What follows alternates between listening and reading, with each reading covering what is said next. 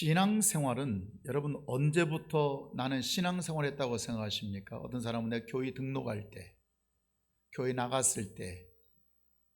신앙생활이란 하나님을 아는 것에서부터 시작합니다. 아멘입니까? 하나님을 그러면 안다는 게 뭘까? 신앙생활은 하나님을 아는 것부터인데, 하나님을 안다고 하는 것은 그분의 지혜와 그분의 능력과 권능이 얼마나 크고 위대한가, 감히 사람의 지혜와 능력과 총명으로는 비교할 수 없는, 나의 어떤 지혜와 능력으로는 비교할 수 없는 영적 존재, 신의 존재를 알고 믿는 것입니다. 아멘입니까? 그러니까 이것을 모르고 교회 다니면 그는 신앙생활 했다고 생각할지 모르지만 사실 그 사람은 신앙생활 한 게 아니에요.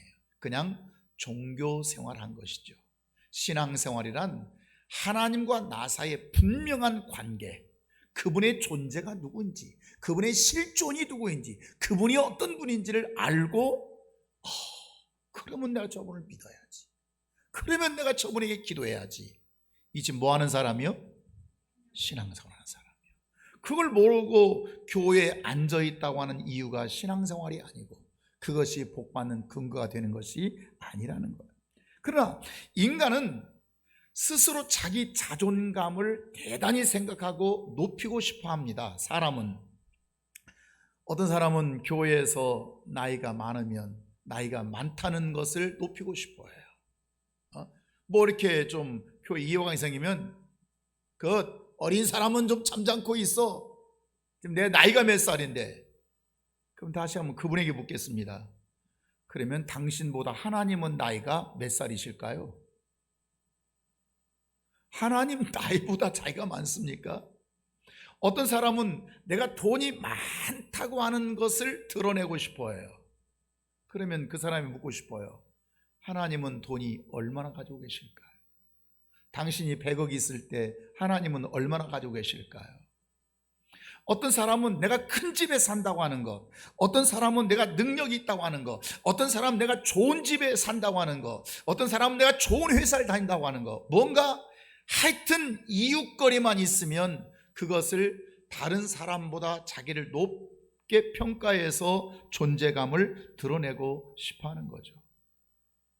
좋은 옷을 입고 와도 정말 그 옷이 김 집사한테 보이려고, 이 집사한테 내가 한번, 지난번 이 집사가 딱 좋은 거 입고 왔는데 내가 한번, 나도 한번 본때를 한번 보여줘야지. 뭔가 좀 주일날 하나님 앞에 예배 드리기 위해서 하나님 앞에 정말 아름다운 모습으로 보이고 싶은 그 심정으로 그렇게 생각하는 것이 아니라 뭔가를 자기를 드러내고 싶은, 하나님은 보이지 않는다고 하는 것 때문에 보이는 사람을 의식하고 뭔가를 자꾸 드러내고 싶어 하는 것이 인간의 심리라, 그런 말이에요.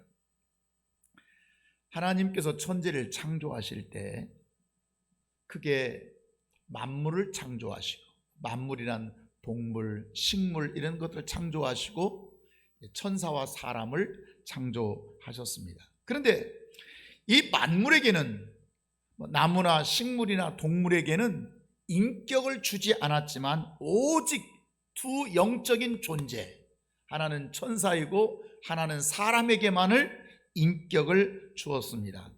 그래서 인격을 가진 존재, 그 인격, 사람이라고 하는 인격 속에 세 가지가 들어있는데, 하나는 지식의 기능이 들어있고요, 하나는 감정의 기능이 들어있고요, 하나는 의지의 기능을 가지고 우리가 그렇게 살아가고 있습니다. 그러니까 어떤 지식이나 감정을 가지게 됩니다. 여러분, 짐승은 어떤 생각이나 지식을 가지고 움직이는 것이 아니라 그냥 그런 게 없어도 본능적으로 움직여요. 본능적으로. 여러분, 식물은 인격이 없기 때문에, 식물 안에는 지식과 감정과 의지가 없기 때문에 그냥 본능적으로 움직입니다. 이쪽에서 따뜻한 햇빛이 비치면 이쪽으로 가지를 더 뻗어낼까? 뭐 이런 것이지, 본능적으로 움직이는 것이지 어떤 지각과 감각과 의지를 가지고 움직이는 것이 아닌 것이에요. 그러나 사람은 본능으로 살지 않습니다. 본능적으로 사는 사람을 아이고 저 동물 같은 인간이야, 저 짐승 같은 인간이야, 이렇게 말하게 되는 거죠. 어떻게 하면 더 지로울까? 어떻게 하면 더 생명을 얻어낼 수 있을까? 생명을 얻는데 무엇이 유익할까? 이렇게 하는 것이 유익할까? 저렇게 하는 것이 유익할까? 이렇게 하는 것이 좋은가? 저렇게 하는 것이 좋은가? 왜냐하면 그 안에는 지식과 감정의 의지라고 하는 요소가 있기 때문에 그렇게 생각한다, 그런 말입니다. 밥을 지을 때도 여러분, 압력솥에 지을까? 돌솥에 지을까?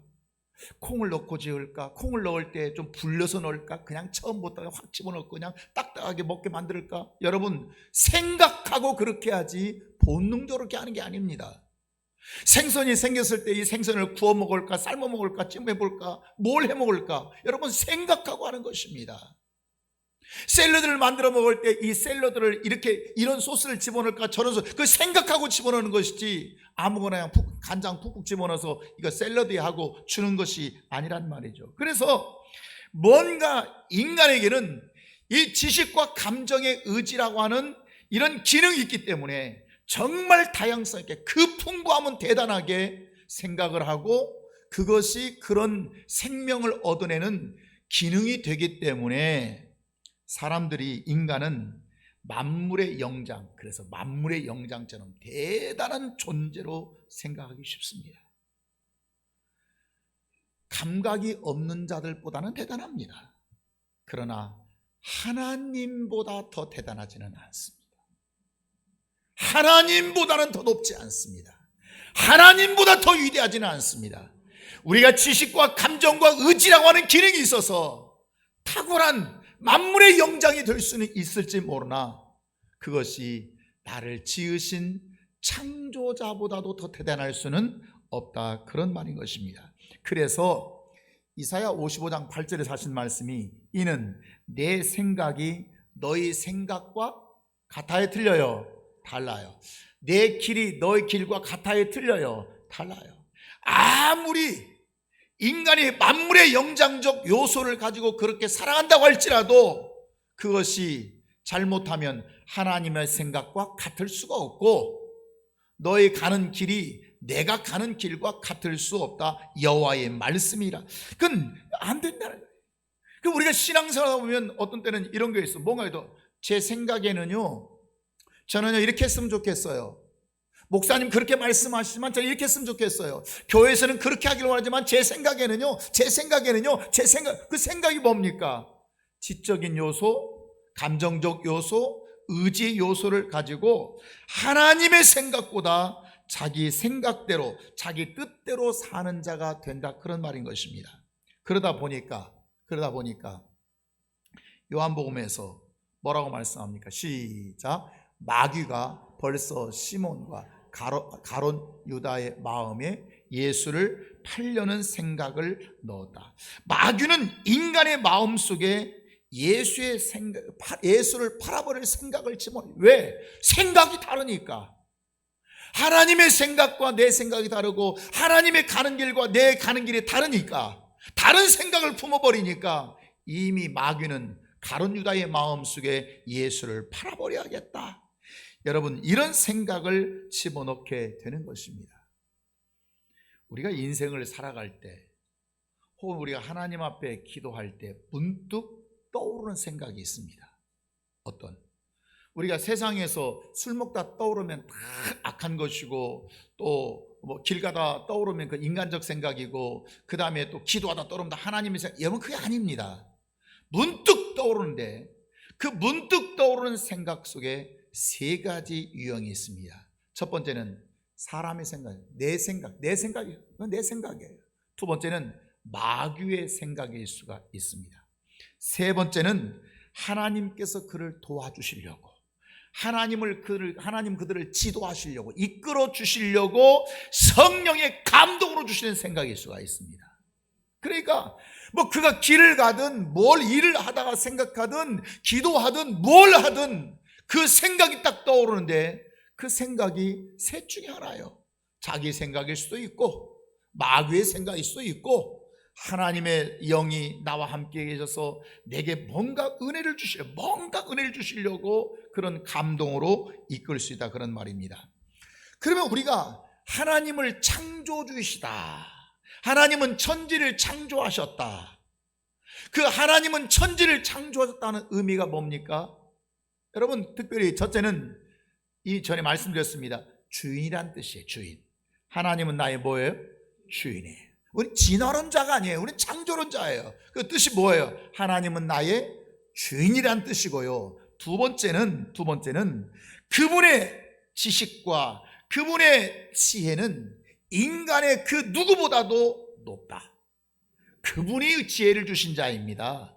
그분이 우리에게 지식을 주신 자입니다. 그런 뜻이 하나님은 우리의 창조자. 그러니까 내가 아무리 좋은 생각, 탁월한 명철을 가지고 있다고 할지라도 하나님의 생각보다 클 수는 있다 없다? 없다, 그런 말이에요. 아멘. 그러면 우리가 하나님을 부를 때도 하나님 아버지, 오늘 또 학생부에서 이런 말씀을 나눕니다만 하나님 아버지, 여러분, 하나님의 아버지라고 하는 그것은, 그 뜻은 호칭이 아닙니다. 하나님을 부르는 호칭이 아니라 히브리 말로 아바란 뜻은 아버지란 뜻이에요. 아버지. 이 말은 하나님 아버지라고 하는 건 반드시 생명을 주시는 분. 우리가 하나님 아버지 부를 때는 반드시 그 속에는 하나님은 내게 생명을 주시는 분이다, 단순한 칭호가 아니라 우리의 신앙 고백이 되는 것입니다. 그래서 하나님 아버지라고 부를 때 그것은 칭호가 아니라 관계인데, 그 관계 속에는 세 가지 내용이 함축되어 있습니다. 첫 번째는 그분은 생명을 주신 분, 우리 영혼을 낳아주신 분이에요. 두 번째는 우리에게 생명을 주실 능력이 있으신 분, 그에게는 우리에게 생명을 계속적으로 부어줄 수 있는 능력이 있으신 분. 세 번째는 그분이 생명 주시려고 마음만 먹으시면 결코 실패가 없으신 분, 그 완전하신 분, 온전하신 분, 그 고백이 하나님 아버지, 이렇게 부르는 거예요. 예수님께서 기도를 가르쳐 너희는 이렇게 기도하라. 그 이렇게 기도하라 첫 번째가 뭡니까? 하늘에 계신 우리 아버지요. 이거부터 시작합니다. 그러니까 여러분이 그 하나님 아버지가 누구냐를 알고 하나님 아버지를 불러야지, 하나님 아버지가 누구지도 모르는데 부르면 하나님이 우리에게 그 하나님의 능력과 절대성을 주시지 않는다, 그런 말입니다. 생명을 주시는 분, 생명을 주실 수 있는 능력이 있으신 분. 여러분, 아버지라고 다 능력 있는 거 아닙니다. 아버지가 매일 술 먹고 그냥 도박이나 하고 노름이나 하고 돌아다니고 싸돌아다니고 그냥 계집 그 창녀들과 그런 시간을 보내고, 그래 무슨 능력이 있어요? 그 백날 아버지 불러봐야 그 아버지에게 내게 나올 능력은 하나도 없는 것입니다. 그 친구들끼리 말하기를, 아유 저게 인간이야? 저게 우리 아버지야? 내가 아버지 같다. 여러분, 이렇게 말하게 되는 거예요. 그러나 하나님 아버지는 뭐가 있으신 분? 능력이 있으신 분, 생명을 주시는 능력이 충만하다, 그런 말이에요. 그리고 그분이 어떤 것을 계획하고 어떤 것을 세워도 어떤 것을 뜻을 품으셔도 그분이 하시는 일은 결코 실패가 없으신 완벽한 분이란 뜻이에요. 아멘입니까? 그래서 그 하나님 아버지께서 그 아들 예수님은 그 아버지를 알았어요. 내 아버지가 누군 줄 알았어요. 그래서 그 아버지가 십자가에서 못 박아 죽어라, 십자가에서 죽어라 해도 예수님은 싫어요 한 게 아닙니다. 죽어버리셨습니다. 뭘 알았기 때문에? 하나님 아버지를 알았기 때문이에요. 그래서 그는 죽는 길이, 죽는 사망이 아니라 내가 지금 죽지만, 내 육체는 죽지만 죽는 길이 곧 사는 길임을 깨달았기 때문에, 그 아버지 마음을 알아버렸기 때문에, 그걸 믿어버렸기 때문에 죽음을 두려워하지 않고 그가 십자가에 못 박혀 죽으시는 것입니다. 그래서 그에게 부활이라고 하는 생명을 얻게 되는 것입니다. 그 요한복음 12장에 말씀하기를 같이 한번 읽어볼까요? 시작. 나는 그의 명령이 뭔 줄 알았어요? 예수님이 고백하기를 나는 그의 명령이 너 죽어라, 이게 사망이 아니라 죽는 길이 아니라 내가 죽어가는 그 길이 뭔 줄 알았다고요? 영원히 사는 줄을 알았노라. 아멘. 아버지가 뭐라고 하셔도 그 입에서 나오는 말씀은 죽는 말씀이 아니라 죽음의 길이 아니라 사는 길임을 알았다 그 말이에요. 생명길임을 알았다 그란 말이에요.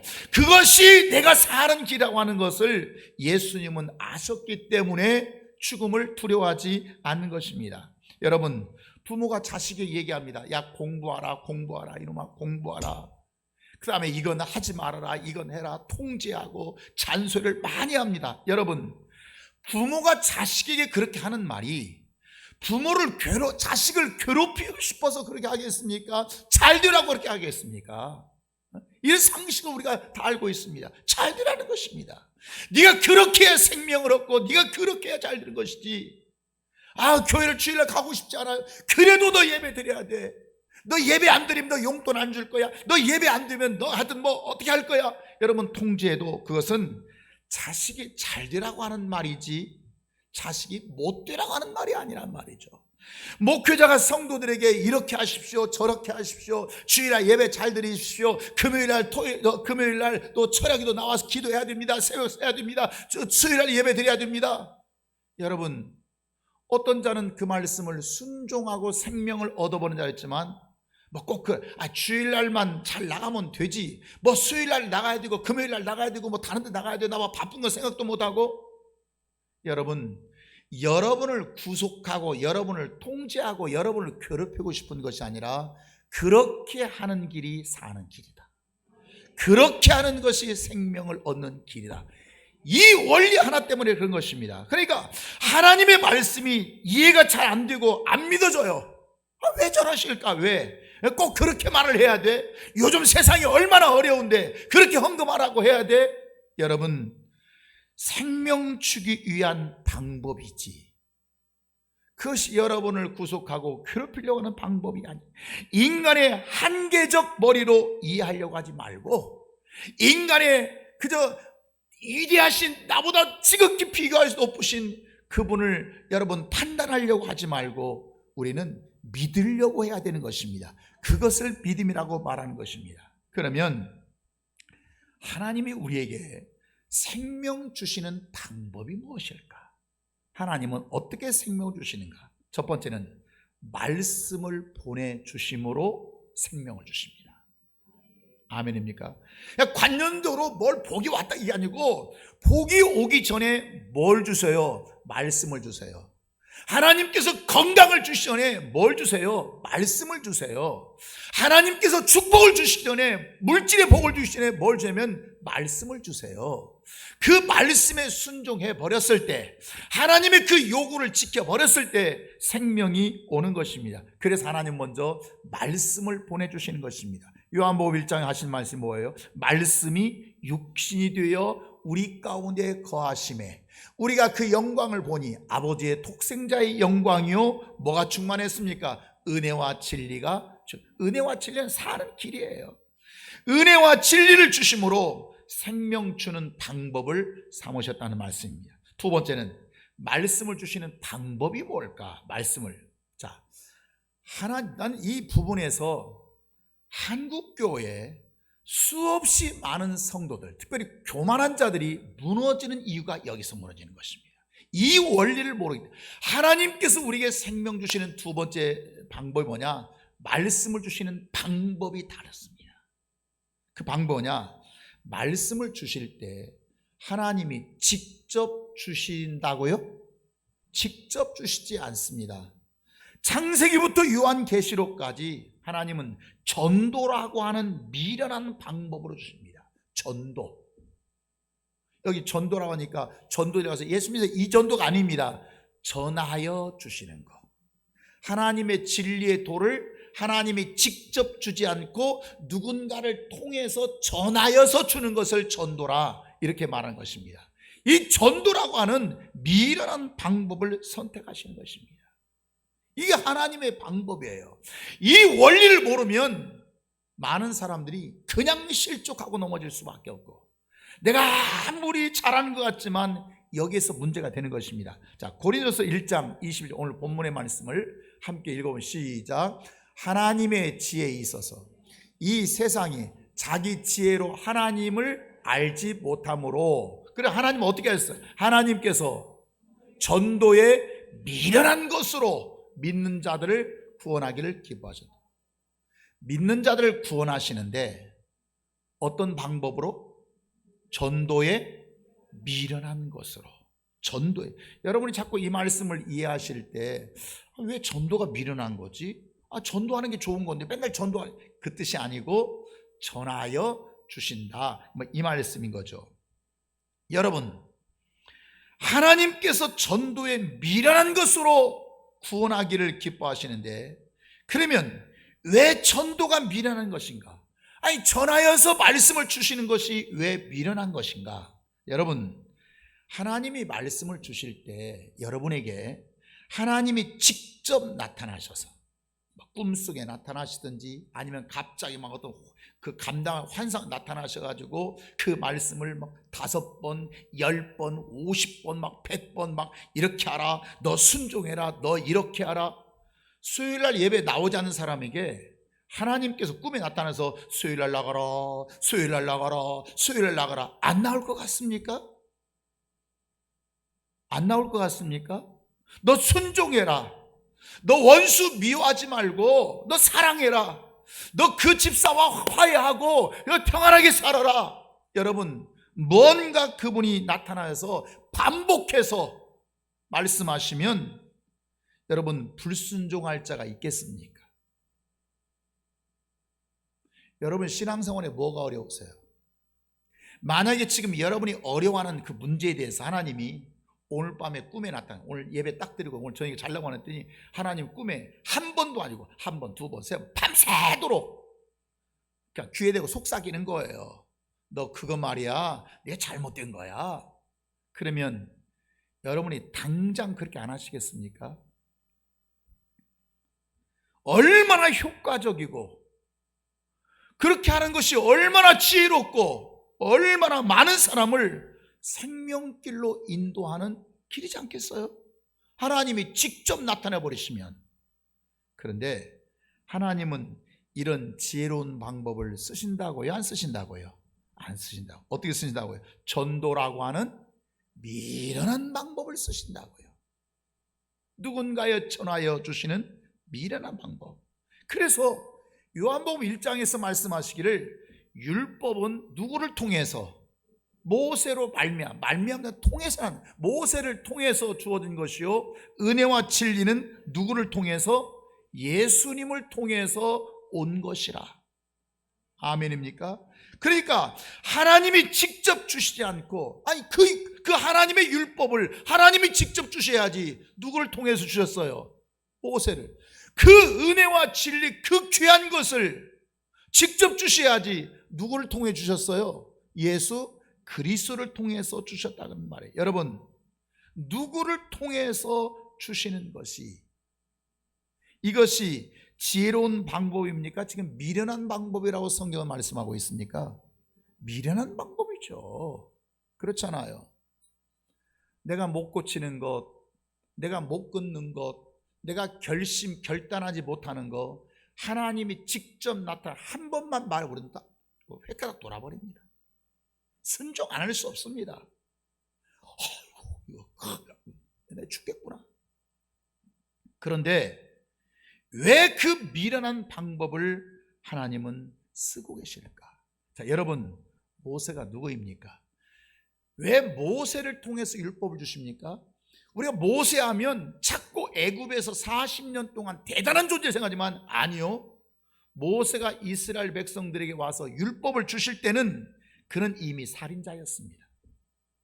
그는 양치기였습니다. 그는 목동이었습니다. 목장의 주인도 아닙니다. 그리고 나이는 어느덧 80세 된 늙은입니다. 모세가 뭘 볼 거 있어요? 그러니까 이런 자가 와서 이게 하나님의 율법이라고 말하면 그들이 받기가 쉽겠습니까? 어렵겠습니까? 얼마나 여러분 어렵겠습니까? 왜? 모세의 몰골을 보니까. 그래서 모세 자신도 잘 알았기 때문에 하나님이 모세 보고 야, 너 네 백성 구원할 때 저 안 됩니다. 저 못 갑니다. 저 말 못합니다. 왜냐하면 이 모습으로 가봐야 쉽게 말하면 말을 못하다, 이 말은 그가 말을 못한다는 뜻이 아닙니다. 말빨이 서지 않는다 그런 뜻입니다. 누가 내 말빨을 서겠어요? 누가 내 말빨을 듣겠어요? 그러니까 하나님의 능력의 말씀을 전할 때 하나님이 기왕이면 왕을 들어 여봐라 하면 안 들을 자도 있어요. 아니면 품격이 있는 어떤 높은 지체 높은 제사장을 들어 쓴다든가, 아니면 어떤 정말 귀족을 쓴다든가, 아니면 정말 그 시대 존경만자를 사용해서 보내서 말씀 율법을 주시면 그들이 얼마나 쉽게 잘 받으리겠어요. 거봐, 저분이 말씀하시잖아. 그런데 왜 하필 모세냐 이거예요. 두 번째는 진리도 아들 예수님을 통해서 직접 주셨죠. 그러니까 우리는 예수님 하면 십자가 봐주는 하나님의 아들 능력이 좀, 여러분 예수님이 누구십니까? 나사렛 촌동네 출신입니다. 예루살렘 출신이 아닙니다. 귀족 출신이 아닙니다. 여러분 목수의 아들입니다. 목수의 아들. 어렸을 때부터 청소년기에 그저 아버지 목수 가방통 들고 따라다니면서 조수 노릇하면서 나무 깎고 톱질하고 못 받고, 요즘식으로 표현한 것입니다만, 여러분 그런 천박한 직업을 가진 목수입니다.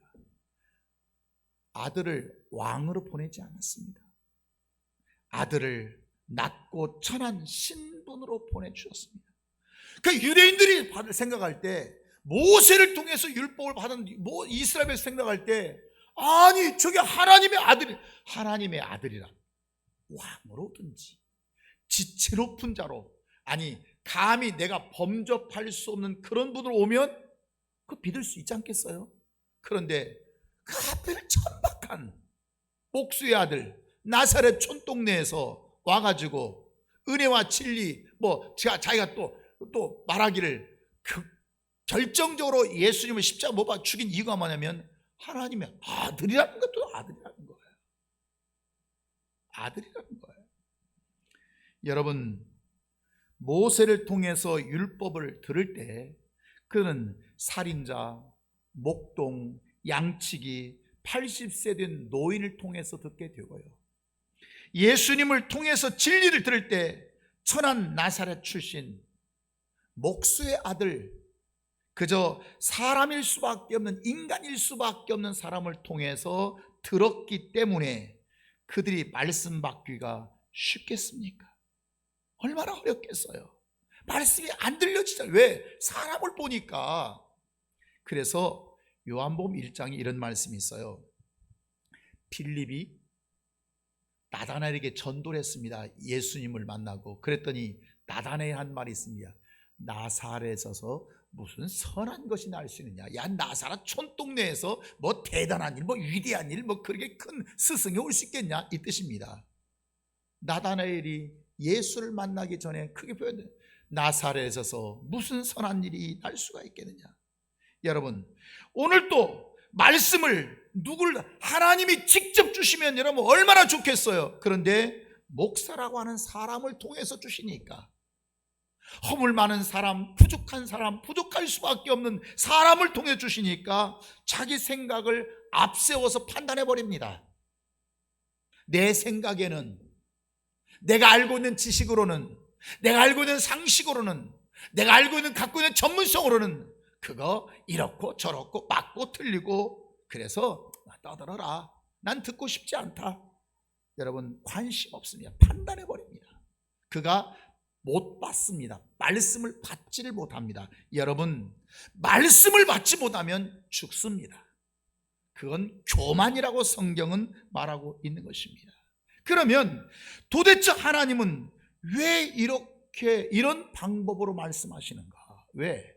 다시 말하면 하나님은 생명을 주실 때, 육체의 생명이든 건강의 생명이든 물질의 생명이든 영혼의 생명을 주실 때 먼저 뭐부터 주신다고요? 뭐부터 주신다고요? 말씀부터 주세요. 그 말씀에 순종할 때 생명 역사 나타나는 거예요. 자, 말씀을 주십니다. 그러면 먼저 말씀을 주시는데, 말씀을 주실 때 말씀을 잘 받아들일 수 있는 자를 보내셨다, 안 보내셨다? 안 보내셨다. 말씀을 미련한 방법을 사용한 미련한 방법. 말씀을 주실 때 유능하고 지혜롭고 똑똑한 그 사람을 보내시면, 왕을 보내시고 귀족을 보내시고 품격 제장을 보내시면 그래도 믿겠는데, 어떻게 허물 많은 모세를 보내고 어떻게 나사렛 촌동네 목수의 아들 예수를 보내서 율법을 주시고 은혜와 진리를 주시려고 하니까 그들은 받기가 쉽지 않은 미련한 방법을 하나님은 그렇게 사용하셨단 말이에요. 하나님이 직접 주셨다면 꼼짝없이 받았을 것입니다.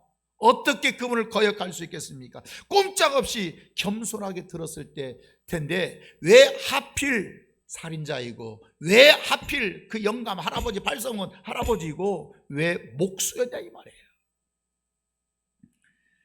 큰 교회 목사님이 와서 설교하는, 작은 교회 목사님이 여러분 사랑하십시오, 원수를 사랑하십시오, 그러면 그냥 귀로. 그런데 큰 교회 목표를 막 한 20만 명, 30만 명, 10만 명, 5만, 큰 교회 목사님이 폼나게 벌써 차가 그냥 막 의제, 그냥 뭐 롤스로이스는 아닌데 막 타고 와가지고 그 목사님이 여러분 원수를 사랑하십시오.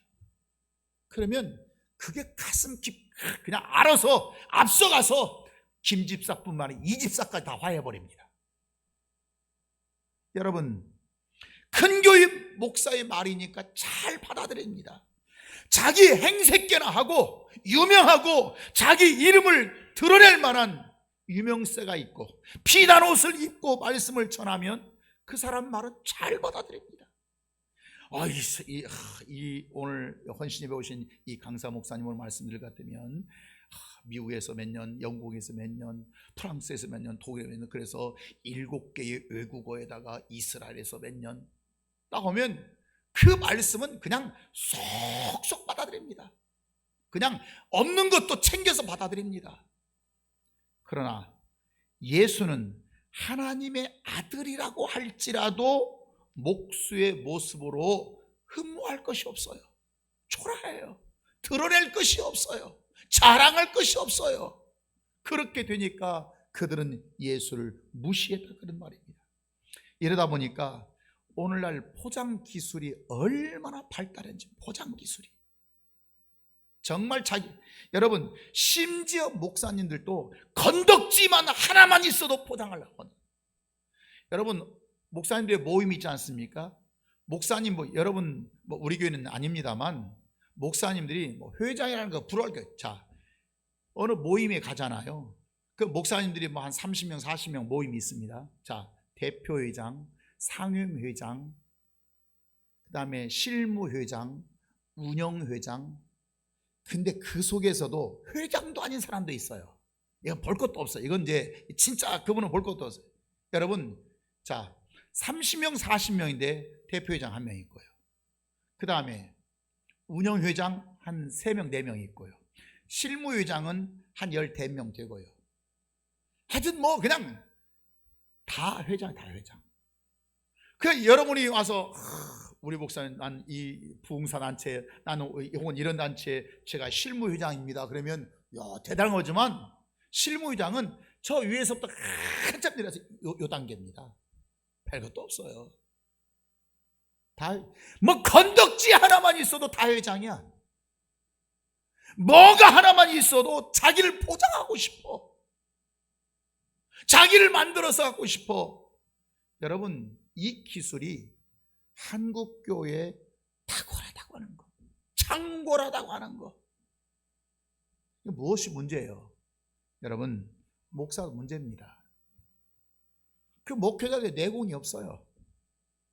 지금 그런데 또 하나 문제는 그것을 바라보고 반응하는 성도들도 문제입니다. 왜 목사들이 이런 포장 기술이 늘어나게 됐냐면 성도들이 그걸 원해. 성도들이 얼마나 포장이 잘 되어 있느냐, 얼마나 나를 참 기술적으로 잘 만들었느냐, 메이크업 했느냐, 스펙 만들었느냐, 이걸 교인들이 원해요.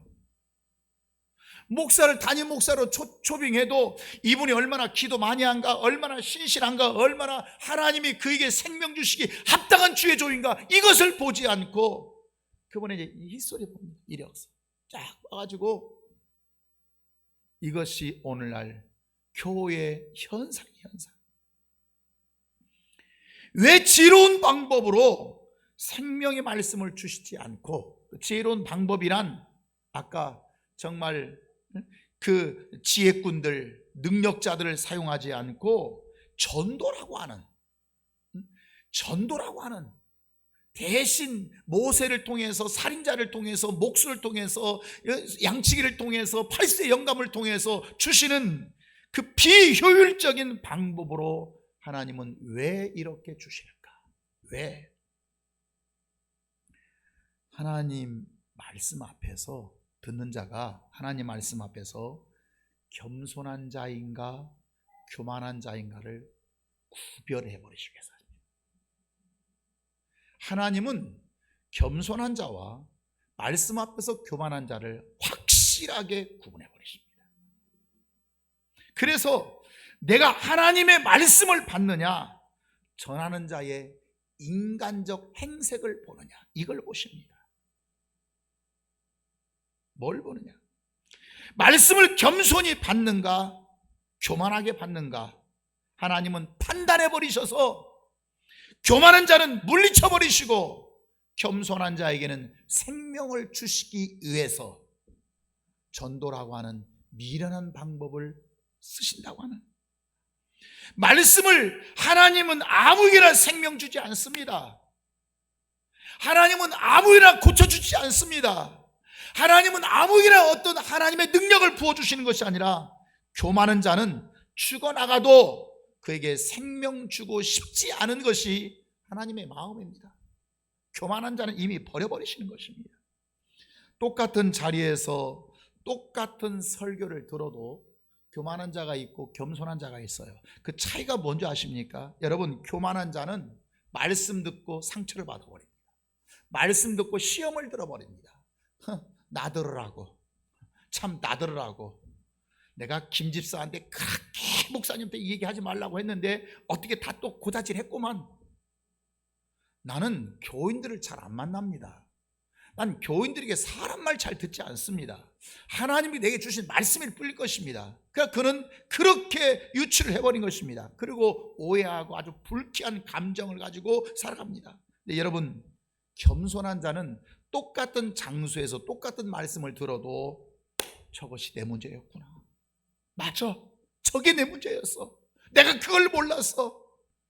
그리고 회개하고 나를 뜯어 고쳐버립니다. 나를 수정해버립니다. 내 인생의 문제를 그냥 나를 쳐서 복종시켜버리고 저게 문제야, 저게 문제, 저게 문제가 되었기 때문에 내가 역사가 나타나. 내 가정의 자녀들이 길이 막히고 있는 거야. 저것 때문에 내 물질의 문제에 막히고 있는 거야. 저것 때문에 하나님의 역사가 가로막힌 거야. 저것 때문에 내 인생의 문제였어. 하나님의 역사가 없었던 거야. 내가 저걸 고쳐야 내가 살 길이야. 그리고 그렇게 말씀을 겸손하게 받아들여버린 사람이 있어요. 나는 여러분이 오늘 이 말씀 들으면서도 그럴 거라 생각합니다. 어떤 분은 참 목사님 말씀은 잘한다, 참 말은 잘해, 말씀을 잘 전한다. 그러면 또 그것도 들릴 리는 없지만 듣기 나쁘지 않을 텐데 말은 잘해, 말은 잘해. 그게 말입니까? 그러던 사람은 그래, 이게 문제구나. 우리가 이래서 하나님의 말씀을 못 받아들이는구나. 우리는 하나님께서 미련한 방법을 사용하시기 때문에 하나님께서 우리에게, 나에게 내 이 교만한 마음, 이 자만하고 오만한 마음, 내가 뜯어 고치지 못하는 이 마음 속에 하나님은 생명의 말씀을 주실 수가 없구나. 여러분, 이런 자들로 구분될 수 있다는 거예요. 똑같은 말씀을 들어도 어떤 자는 하나님의 말씀으로 받아들인 자가 있고, 어떤 자는 사람의 말로 들어버려요. 그냥 사람의 말이야. 물질 얘기하면 좀 어려운가 보지. 요즘 교회가 좀 어려운가 보지. 어려우면 돈 얘기합니까? 말씀 속에서 하나님을 만나는 자가 있고요, 말씀 속에서 사람을 보는 자가 있어요. 사람을 보는 자, 살인자, 목수, 80세 노인을 바라봐요. 하나님은 그냥 아무나 그냥 생명 주시지 않고 교만한 자는 죽도록 내버려고 겸손한 자는 살도록 만드셨다, 그런 말이에요. 그것이 바로 고린도 1장 19절에서 내가 지혜 있는 자들의 지혜를 멸하고 총명한 자들의 총명을 멸하라. 사람의 지혜와 사람의 총명은 패해버리고 멸해버리겠다, 이 말이에요. 여러분, 어떻게 목표할 것인가? 저는 목표하는 입장에서 인간적 목표를 할 것인가, 영적인 목표를 할 것인가? 여러분, 인간적인 목표를 한다고 하는 것은 인간의 상황을 전적으로 이해해 주는 목표예요. 인간의 상황을, 교인들의 상황을 참 이해를 잘해줘요. 여러분, 어떤 사람은 목사님 제가 11조를 못 드렸습니다, 제가 주일 성수를 못했습니다, 봉사를 못했습니다. 그러면 꼭 이렇게 말해요. 다 이해합니다. 다 이해합니다. 뭐 집사님 믿음이, 집사님 마음이 돈이 안 돼서 못했지 그 11조 안 될 믿음이 없어 그러겠습니까? 이 얘기를 다 듣고 난 뒤에 할 수 없죠. 나라도 내가 그 상황이라면 나라도 11조 못하죠. 그 상황이라면 그 긴박한 상황에서 가정에 그런 애경사가 있다는데 어떻게 주일 성수를 합니까? 그 급한 상황에서 꼭 그 면접을 보러 간다는데 어떻게 주일날 그럴 수 있습니까? 나도 그 상황을 이해합니다. 전적으로 이해합니다. 여러분, 이게 인간적인 목표. 인간적으로 목표하면 교인들은 목사님을 참 좋아합니다. 우리 목사님 정말 말 그대로 정말 인간적이야. 맞네, 그렇죠? 우리 목사님 참 인간적이야. 우리 목사님 참 말씀 앞에 너무 모질어. 우리 목사님 정말 말씀 앞에서는 칼이야. 그것이 나에게 축복의 말인데, 교회들은 우리 목사님 참 인간적이야. 인간적이야. 정말. 그리고 그 목사님을 따라요. 이게 자기 사욕을 위해서 스승을 많이 두는 현대판 교회 모습입니다. 현대판 교회 모습. 다 이해. 왜? 그걸 좋아하니까, 그걸 추종하니까, 그런 자를 따르니까, 인간적으로. 그러나 인간적으로 목표하면 성도들의 영혼은 다 죽이는 것입니다. 성도들의 영혼은 사망의 길로. 왜냐하면 생명은 내가 주는 것이 아니라 나는 전하는 자이고 나는 전도하는 자이고, 생명은 하나님이 주시기 때문에 그렇습니다. 그렇게 인간적으로 목표하면 사람의 칭송은 받을지 모르겠어요, 사람의 칭찬은 받을지 모르지만 그 사람은 죽는 것입니다. 당장 부모의 말이 자식들이 귀찮다고 할지 모르겠어요. 이거 하라 저거 하라, 공부하라, 이건 하면 안 된다, 저건 해야 된다. 그래 여러분, 그것이 그가 사는 생명의 길이처럼 목표가 성령의 감동으로 당장 하면, 성령의 감동으로 말씀을 전하면 그 말씀이 힘들 수 있어요. 목사님은 정말 내 형편 너무 모르셔, 정말 목사님 너무 답답해, 너무 인간적으로 좀 모져. 그러나 그럴지 모르지만 그 영적인 목표, 성령의 감동을 따르는 목표는 성도의 가정을 살리고요, 영혼을 살리고요, 물질을 부욕하게 하고요, 가정 생명의 역사가 일어나는 목표가 될 수 있다, 그런 말이에요. 목표자에게 어떤 사람은 감정이 있어요. 그래서 목표자를 무시해버려요. 어떤 때는 목표자를 하찮게 여기는 자도 있어요. 그래서 그런 자에게는 별스러운 하나님의 능력의 말씀을 전한다고 할지라도 그는 못 받아들입니다. 그걸 아셔야 됩니다. 왜? 내가 말을 탁월하게 잘해서 듣고 설교를 못해서 못 듣는 것이 아니라 그의 마음 문에 무엇이 있는가? 환영하고 문을 여는지, 아니면 문을 닫고 어떤 감정이나 하찮게 여기는 마음이나 인간적.